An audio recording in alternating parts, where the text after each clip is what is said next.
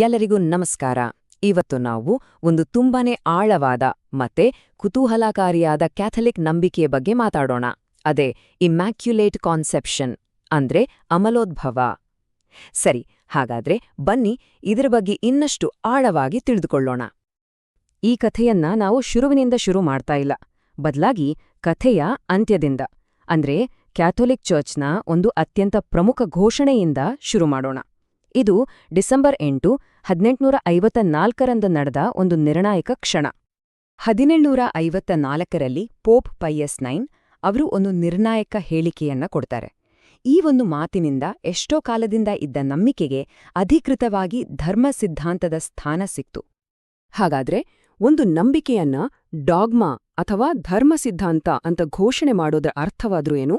ಇದರರ್ಥ ಆ ವಿಷಯದ ಬಗ್ಗೆ ಇನ್ಮೇಲೆ ಯಾವುದೇ ದೇವತಾಶಾಸ್ತ್ರದ ಚರ್ಚೆಗಳು ಇರೋದಿಲ್ಲ. ಇದು ಒಂದು ಅಂತಿಮ ಸತ್ಯ. ಇದನ್ನ ಪ್ರತಿಯೊಬ್ಬ ವಿಶ್ವಾಸಿಯೂ ಒಪ್ಪಿಕೊಳ್ಳೇಬೇಕು. ಆದ್ರೆ ಚರ್ಚ್ ಈ ನಿರ್ಧಾರಕ್ಕೆ ಹೇಗೆ ಬಂತು? ಈ 1854ರ ಘೋಷಣೆಯ ಹಿಂದೆ ಯಾವೆಲ್ಲ ಪ್ರಾಚೀನ ನಂಬಿಕೆಗಳಿವೆ?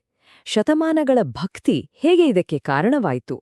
ನೋಡಿ, ಈ ಘೋಷಣೆ ಏನು ಒಂದೇ ದಿನದಲ್ಲಿ ಆಗಿದ್ದಲ್ಲ.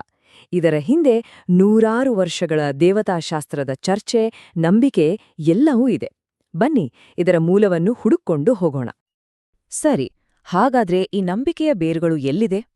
ದೇವತಾಶಾಸ್ತ್ರಜ್ಞರು ಮೊದಲು ನೋಡಿದ್ದೇ ಧರ್ಮಗ್ರಂಥವನ್ನ, ಅಂದ್ರೆ ಬೈಬಲನ್ನ. ಅದರಲ್ಲಿ ಮೇರಿಯವರ ವಿಶಿಷ್ಟ ಪಾತ್ರ ಮತ್ತು ಅವರ ಪರಿಶುದ್ಧತೆಯ ಬಗ್ಗೆ ಸೂಚನೆ ಕೊಡುವಂತಹ ಭಾಗಗಳನ್ನ ಅವರು ಹುಡುಕಿ ತೆಗೆದ್ರು.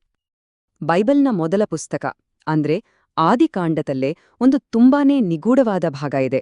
ಇದನ್ನ ಪ್ರೋಟೋ ಇವ್ಯಾಂಜಲಿಯಂ ಅಥವಾ ಮೊದಲ ಸುವಾರ್ತೆ ಅಂತ ಕರೀತಾರೆ. ಇದನ್ನೇ ಅನೇಕರು ಸುವಾರ್ತೆಯ ಮೊದಲ ಸುಳಿವು ಅಂತ ನಂಬ್ತಾರೆ. ಇದು ನಮ್ಮನ್ನ ಒಂದು ತುಂಬಾನೇ ಮುಖ್ಯವಾದ ಪರಿಕಲ್ಪನೆಗೆ ಕರ್ಕೊಂಡು ಹೋಗುತ್ತೆ. ಅದೇ ಇಬ್ಬರು ಏವಮ್ಮಂದಿರು. ನೋಡಿ, ಮೊದಲನೆಯ ಏವಮ್ಮ ಅವಿಧೇಯತೆಯಿಂದ ಪಾಪ ಮತ್ತು ಮರಣವನ್ನ ಜಗತ್ತಿಗೆ ತಂದ್ರು. ಆದ್ರೆ ಹೊಸ ಏವಮ್ಮ ಅಂತ ಪರಿಗಣಿಸಲಾಗುವ ಮೇರಿಯವರು ತಮ್ಮ ವಿಧೇಯತೆಯಿಂದ ರಕ್ಷಣೆಯ ಕಾರ್ಯದಲ್ಲಿ ಭಾಗಿಯಾದ್ರು. ಅಂದ್ರೆ ಮೊದಲ ಏವಮ್ಮನ ಅವಿಧೇಯತೆಯನ್ನ ಇವರ ವಿಧೇಯತೆ ಸರಿಪಡಿಸಿತು ಅಂತ ಹೇಳಬಹುದು. ಧರ್ಮಗ್ರಂಥದಲ್ಲಿ ಇನ್ನೂ ಕೆಲವು ಅಡಿಪಾಯಗಳಿವೆ. ಉದಾಹರಣೆಗೆ ಆದಿಕಾಂಡ 3:15ರಲ್ಲಿ ಮಹಿಳೆ ಕೆಡುಕಿಗೆ ಸಂಪೂರ್ಣ ವಿರೋಧಿ ಅಂತ ಹೇಳಲಾಗಿದೆ. ಹಾಗೇನೆ ಲೂಕಾ 1:28ರಲ್ಲಿ ದೇವದೂತ ಗೇಬ್ರಿಯಲ್ ಮೇರಿಯವರನ್ನ ಕೃಪಾಪೂರ್ಣಳೆ ಅಂತ ಕರೀತಾರೆ. ಅಷ್ಟೇ ಅಲ್ಲ, ಮೇರಿಯವರನ್ನ ಒಡಂಬಳಿಕೆಯ ಹೊಸ ಮಂಜೂಷ ಅಂತಾನೂ ನೋಡಲಾಗುತ್ತೆ. ಅಂದ್ರೆ ತಮ್ಮೊಳಗೆ ದೈವತ್ವನನ್ನೇ ಹೊತ್ತ ಒಂದು ಪರಿಶುದ್ಧ ಪಾತ್ರೆ. ಈ ನಂಬಿಕೆ ಕೇವಲ ಧರ್ಮಗ್ರಂಥದ ಪುಟಗಳಿಗೆ ಸೀಮಿತವಾಗಿರಲಿಲ್ಲ. ಇದು ಜನರ ಭಕ್ತಿಯಲ್ಲಿ, ಪ್ರಾರ್ಥನೆಯಲ್ಲಿ ಶತಮಾನಗಳ ಕಾಲ ಬೆಳೆದು ಬಂದಿದೆ.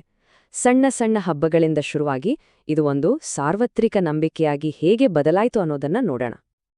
ಈ ಧರ್ಮ ಸಿದ್ಧಾಂತದ ಹಾದಿ ತುಂಬಾನೇ ಲಾಂಬಾಗಿದೆ. ನೋಡಿ, 7ನೇ ಶತಮಾನದಲ್ಲಿ ಪೂರ್ವದ ಚರ್ಚ್ಗಳಲ್ಲಿ ಮೇರಿಯ ಗರ್ಭಧಾರಣೆಯ ಹಬ್ಬ ಶುರುವಾಯಿತು. 9ನೇ ಶತಮಾನದ ಹೊತ್ತಿಗೆ ಇದು ಪಶ್ಚಿಮದ ಚರ್ಚ್ಗಳಿಗೂ ಹಬ್ಬಿತು. 1497ರಲ್ಲಿ ಪ್ಯಾರಿಸ್ ವಿಶ್ವವಿದ್ಯಾಲಯದಲ್ಲಿ ವಿದ್ವಾಂಸರು ಅಮಲೋದ್ಭವವನ್ನ ಸಮರ್ಥಿಸಬೇಕು ಅಂತ ಪ್ರಮಾಣವಚನವನ್ನೇ ತರಲಾಯಿತು. ಕೊನೆಗೆ 1854ರಲ್ಲಿ ಪೋಪ್ ಪಯಸ್ 9 ಇದನ್ನ ಅಧಿಕೃತವಾಗಿ ಘೋಷಣೆ ಮಾಡಿದ್ರು. ಅದಾದ 4 ವರ್ಷದಲ್ಲಿ 1858ರಲ್ಲಿ ಲೂರ್ಡ್ಸ್ನಲ್ಲಿ ಮೇರಿಯವರು ನಾನೇ ಅಮಲೋದ್ಭವಿ ಅಂತ ಹೇಳ್ಕೊಂಡ್ರು ಅಂತ ವರದಿಯಾಗಿದೆ. ಸರಿ, ಇದೆಲ್ಲ ಒಂದು ಕಡೆಯಾದ್ರೆ ಇದು ನಮ್ಮನ್ನ ಒಂದು ತುಂಬಾನೇ ಮುಖ್ಯವಾದ ದೇವತಾಶಾಸ್ತ್ರದ ಪ್ರಶ್ನೆಗೆ ಕರ್ಕೊಂಡು ಹೋಗುತ್ತೆ. ಈ ಪ್ರಶ್ನೆ ಶತಮಾನಗಳ ಕಾಲ ಚಿಂತಕರನ್ನ ಕಾಡಿತ್ತು. ಅದೇ ಈ ಸಿದ್ಧಾಂತದ ತಿರುಳು. ಆ ಪ್ರಶ್ನೆ ಏನಂದ್ರೆ, ಮೇರಿಯವರು ಮೂಲಪಾಪ ಇಲ್ಲದೆ ಜನಿಸಿದ್ದು ನಿಜವೇ ಆಗಿದ್ರೆ ಅವರಿಗೊಬ್ಬರ ರಕ್ಷಕನ ಅವಶ್ಯಕತೆ ಇತ್ತಾ? ಈ ಪ್ರಶ್ನೆಗೆ ಮೂಲಗಳು ಸ್ಪಷ್ಟವಾದ ಉತ್ತರ ಕೊಡ್ತವೆ. ಆ ಉತ್ತರ ಸ್ವಲ್ಪ ಆಶ್ಚರ್ಯಕರ ಅನ್ಸ್ಬೋದು. ಇಲ್ಲಿ 2 ರೀತಿಯ ರಕ್ಷಣೆಯನ್ನ ನಾವು ಅರ್ಥ ಮಾಡಿಕೊಳ್ಳಬೇಕು. ನಮ್ಮ ಎಲ್ಲರ ಅಂದ್ರೆ ಉಳಿದ ಮಾನವ ಕುಲದ ರಕ್ಷಣೆ ಆಗೋದು ಶುದ್ಧೀಕರಣದಿಂದ. ಆದ್ರೆ ಮೇರಿಯವರ ವಿಷಯದಲ್ಲಿ ಇದು ಸಂರಕ್ಷಣೆಯಿಂದ ಆದ ರಕ್ಷಣೆ. ಅಂದ್ರೆ ಗರ್ಭಧಾರಣೆಯ ಕ್ಷಣದಲ್ಲೇ ಅವರನ್ನ ಮೂಲ ಪಾಪದಿಂದ ಸಂರಕ್ಷಿಸಲಾಯಿತು.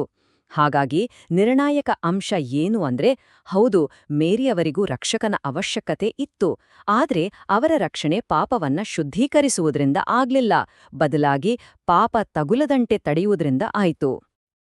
ಇದನ್ನ ಒಂದು ವಿಶಿಷ್ಟ ಅನುಗ್ರಹ ಮತ್ತು ಸವಲತ್ತು ಅಂತ ಕರೆಯಲಾಗುತ್ತೆ. ಇದು ಯೇಸುಕ್ರಿಸ್ತರ ಅರ್ಹತೆಗಳನ್ನ ಗಮನದಲ್ಲಿಟ್ಕೊಂಡು ನೀಡಿದ ಕೊಡುಗೆ. ಅಂದ್ರೆ ಅವರ ಮಗ ಇಡೀ ಮಾನವ ಕುಲಕ್ಕೆ ತರಲಿದ್ದ ರಕ್ಷಣೆಯನ್ನ ನಿರೀಕ್ಷಿಸಿ ಅವರಿಗಿದನ್ನ ಮುಂಚಿತವಾಗಿಯೇ ಅನುಗ್ರಹವಾಗಿ ನೀಡಲಾಗಿತ್ತು. ಆದರೆ 1854ರ ಈ ಘೋಷಣೆಯಿಂದ ಮೇರಿಯವರ ಪಾತ್ರದ ಬಗ್ಗೆ ಇದ್ದ ಚರ್ಚೆಗಳೇನೂ ಮುಗ್ದು ಹೋಗ್ಲಿಲ್ಲ. ನಿಜ ಹೇಳ್ಬೇಕೆಂದ್ರೆ ಇದು ದೇವತಾಶಾಸ್ತ್ರದ ಬೆಳವಣಿಗೆಯಲ್ಲಿ ಒಂದು ಹೊಸ ಅಧ್ಯಾಯವನ್ನೇ ತೆರೆಯಿತು. ಯಾಕಂದ್ರೆ ಇದೊಂದು ಅಂತ್ಯವಾಗಿರ್ಲಿಲ್ಲ, ಬದಲಾಗಿ ಒಂದು ಆರಂಭವಾಗಿತ್ತು. 1854ರ ನಂತರ ಬಂದಂತಹ ಪೋಪ್ಗಳು ಮೇರಿಯವರ ಪಾತ್ರದ ಬಗ್ಗೆ ಇನ್ನೂ ಆಳವಾದ ಬೋಧನೆಗಳನ್ನ ನೀಡ್ತಾ ಹೋದ್ರು. ಉದಾಹರಣೆಗೆ 1904ರಲ್ಲಿ ಪೋಪ್ ಪಿಯಸ್ 10 ಅವರು ಮೇರಿಯವರನ್ನ ಅನುಗ್ರಹಗಳ ಮಧ್ಯವರ್ತಿ ಅಂತ ಕರೆದ್ರು. ನಂತರ 1950ರಲ್ಲಿ ಪೋಪ್ ಪಿಯಸ್ 12 ಅವರು ಮೇರಿಯವರ ಸ್ವರ್ಗಾರೋಹಣದ ಬಗ್ಗೆ ಒಂದು ಧರ್ಮ ಸಿದ್ಧಾಂತವನ್ನ ವ್ಯಾಖ್ಯಾನಿಸಿದ್ರು. ಅದಾದ್ಮೇಲೆ 1954ರಲ್ಲಿ ಮೇರಿಯವರ ರಾಣಿತ್ವದ ಹಬ್ಬವನ್ನ ಸ್ಥಾಪಿಸಿದ್ರು. ಸ್ವತಃ ಪೋಪ್ ಪಯಸ್ ಐಕ್ಸ್ ಅವರೇ ತಮ್ಮ ಮೂಲ ದಾಖಲೆಯಲ್ಲಿ ಹೇಳಿರೋ ಹಾಗೆಯೇ ಮೇರಿಯವರ ಪಾತ್ರ ಎಷ್ಟೋ ವಿಧಗಳಲ್ಲಿ ಮಾನವನ ತಿಳುವಳಿಕೆಯನ್ನ ಮೀರಿದ ಒಂದು ಅರಿಯಲಾಗದ ರಹಸ್ಯ ಅಂತ ಅವರೇ ಒಪ್ಪಿಕೊಂಡಿದ್ದಾರೆ. ಮೂಲಗಳು ಮೇರಿಯವರನ್ನ ಅರಿಯಲಾಗದ ರಹಸ್ಯ ಅಂತ ಕರೀತವೆ. ಹಾಗಾದ್ರೆ ಒಂದು ನಂಬಿಕೆಯಲ್ಲಿ ಕಾಲ ಕಳೆದಂತೆ ಮತ್ತಷ್ಟೂ ಆಳವಾಗುವ ಪ್ರಶ್ನೆಗಳು ಇರುವುದರ ಅರ್ಥವೇನು? ಬಹುಶಃ ಒಂದು ಧರ್ಮಸಿದ್ಧಾಂತದ ಘೋಷಣೆ ಅನ್ನೋದು ಯಾವಾಗಲೂ ಒಂದು ಅಂತಿಮ ಉತ್ತರವನ್ನ ಕೊಡೋದಕ್ಕೆ ಮಾತ್ರ ಇರೋದಿಲ್ಲ, ಬದಲಾಗಿ ಕೆಲವೊಮ್ಮೆ ನಾವು ಶಾಶ್ವತವಾಗಿ ಚಿಂತಿಸಬೇಕಾದ ಒಂದು ರಹಸ್ಯದ ಗಡಿಗಳನ್ನ ಅದು ನಿರ್ಧರಿಸುತ್ತೆ.